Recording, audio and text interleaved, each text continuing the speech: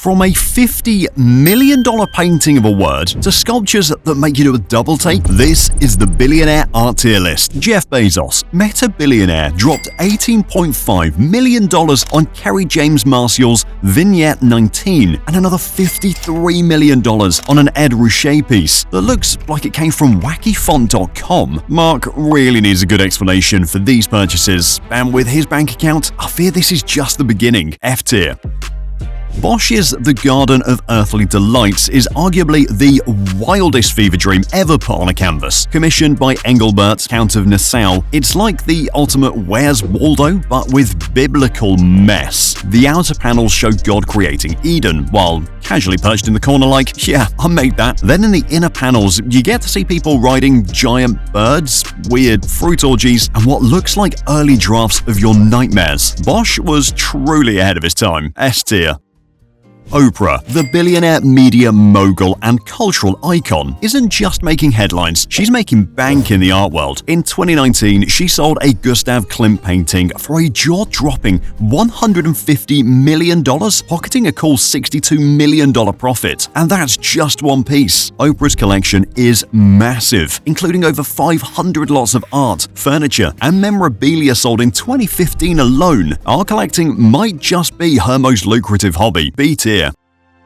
William Adolphe Bouguereau really went full dark mode with Dante and Virgil in Hell, inspired by a cheerful little stop in the 8th circle of Hell from Dante's Inferno. The painting features Capocchio and Gianni Scini, two doomed souls ripping each other apart while a smirking bat demon hovers above. In the background, there's a delightful pile of corpses, just to set the mood. Bouguereau's dramatic detail brings the horrors of hell to life in a way that's impossible to look away from. B tier.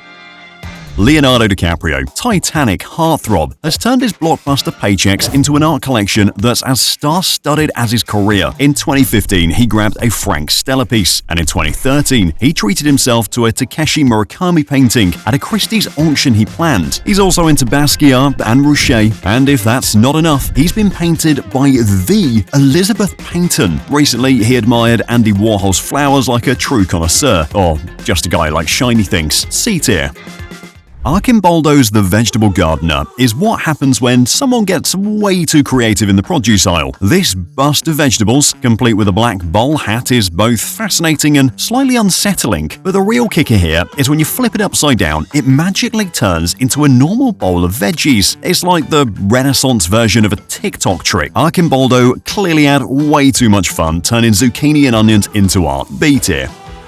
Quentin Massey's The Ugly Duchess is one of those paintings you can't unsee, and I don't mean that in a good way. This wrinkled temptress holds a rosebud in her hand while rocking a low-cut bodice and a heart-shaped headdress that looks like devil horns. Add outdated clothing and jewels to the mix, and it feels like she's mocking both herself and anyone brave enough to stare. I get that it's supposed to be satirical, but it's just plain unsettling. Sorry, Duchess, but this one's creeping me out. F tier. Jay-Z is no stranger to the art world as well. At a charity auction alongside Tom Brady, Kim Kardashian, and Beyoncé, he casually donated a $1.5 million custom watch. But Jay's auction house experience doesn't stop there. He purchased Jean-Michel Basquiat's Mecca for over $4 million in 2013. His art collection, now valued at over $70 million, showcases blue-chip pieces and highlights icons of African-American art. Refined and impactful, Jay-Z's collection speaks volumes about his cultural influence. A tier. Paul Cézanne's Leader and the Swan takes Greek mythology and cranks up the weird factor. Zeus, in swan form, isn't just seducing Leader. He's straight up holding a hand with his beak like it's a romantic swan dance. Meanwhile, Leader is striking a pose that says, "Paint me like one of your Spartan girls," with flushed cheeks to match. C tier. Francis Bacon took Diego Velázquez's dignified 1650 portrait of Pope Innocent X and literally said, "Let's make him scream." This masterpiece, created during Bacon's shift from surreal creatures to unconventional portraits, gives us the Pope mid-shriek, looking like he's just stubbed his toe in the Vatican. It honestly feels like one of those you'll either love it or hate it pieces. C tier. Steve Cohen, billionaire investor and not-so-great sports team owner, turned $1 billion of his $13.6 billion fortune into an art collection fit for, well, a billionaire. His stash includes works by Picasso, Warhol and Koons, plus sculptures from Keith Haring and Richard Serra. They're even sprinkled across the lawns of his massive Greenwich estate, like really expensive lawn gnomes. While it's all undeniably impressive, it feels more like a billionaire checklist than a passion project. I mean, Steve, maybe spend less on Warhol and more on your team's win percentage. D tier. Caravaggio's Medusa is as dramatic as it gets, painted on an actual shield and featuring the moment Medusa realizes she's been beheaded. Instead of the usual female model, Caravaggio uses a young man for Medusa's face, adding an extra layer of intrigue. Her wild, snake-filled hair and the mix of shock and rage on her face make this piece unforgettable. B tier. Arnold Böcklin, a master of German symbolism, gave us some pretty wild mythological takes, but his sirens are more Kentucky Fried Disaster than femme fatale. These half-women, half-birds are supposed to be seductive sea creatures, but instead they're rocking fluffy feathers and chicken feet that ruin any chance of allure. They're less enchanting temptresses and more awkward poultry hybrids. While other artists made sirens dangerous and seductive, Böcklin's look like they'd cluck instead of sing. The whole thing feels more like a doodle gone wrong than a serious cautionary tale. F tier. Bill Gates has assembled a jaw-dropping collection of blue-chip art and rare artifacts valued at $127 million. His collection boasts masterpieces like Winslow Homer's Lost on the Grand Banks, purchased for $36 million, and one of Leonardo da Vinci's original journals, the Leonardo Codex, acquired for $30 million. Gates also owns works by Charles Hassam, George Bellows, and William Merritt Chase, showcasing his refined taste in American art. With an eye for historic and cultural significance, Gates has curated a collection that perfectly balances intellect and wealth. It's a testament to his appreciation for timeless creativity. B tier. David Geffen, the entertainment mogul and philanthropist, owns one of the most valuable private art collections in the world, worth an estimated $2.3 billion. His collection is a treasure trove of masterpieces from post-war legends like Jackson Pollock, Willem de Kooning, Mark Rothko, and Jean-Michel Basquiat. Recognized in the Art News Top 200 Collectors list, Geffen's dedication to acquiring these iconic works cements his status as a major figure in the art world. C tier.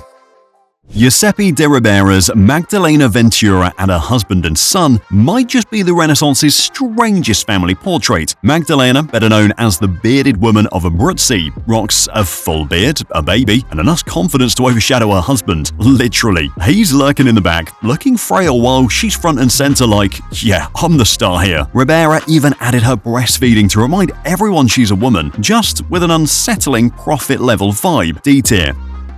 Francisco Goya took disturbing to a whole new level with Saturn devouring his son. Forget the usual godly beauty, this Saturn is pure nightmare fuel. The Titan is mid-snack chomping down on his own child like it's his last meal. The wild-eyed stare and grotesque detail make it one of the creepiest pieces of art ever. I get that it's based on mythology, but for some reason this feels less epic tale and more, why would anyone paint this? Goya really captured the worst parenting moment in history. F tier.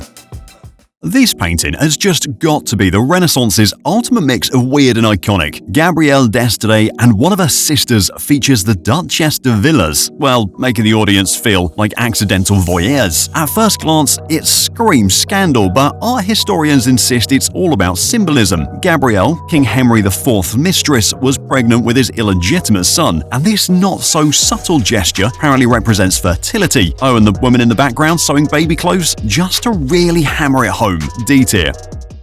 Jean Fouquet's The Melon Diptych takes unorthodox to a whole new level. The left panel is pretty standard. Etienne Chevalier with St. Stephen, no big deal. But the right panel is where it gets weird. Madonna, surrounded by charmingly freaky cherubs, sits on a jewel-encrusted throne with baby Jesus looking like a grown man in toddler form. Oh, and Mary for some reason is casually rocking an exposed chest. Turns out, Fouquet's model was likely Agnes Sorel, the king's mistress. So yeah, the Virgin Mary as a topless royal side chick definitely shocked some 15th century viewers. D tier.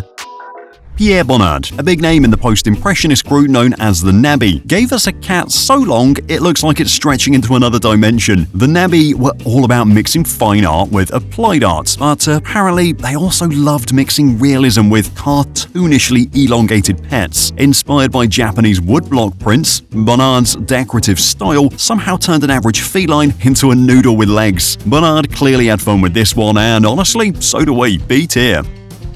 Georg von Rossen's The Sphinx is less mythical masterpiece and more nightmare fuel. This half-cat, half-woman hybrid has a human head slapped onto a lioness's body in the most anatomically cursed way imaginable. Her face looks like it's trying to escape her neck, and somewhere near her armpit there's a rogue human breast just hanging out. The whole thing feels like a bad Photoshop job, centuries before Photoshop existed. Inspired by Belgian symbolist Fernand Knopf, von Rossen apparently thought this mashup was the perfect allegory for wild female nature. Spoiler, it wasn't. D tier.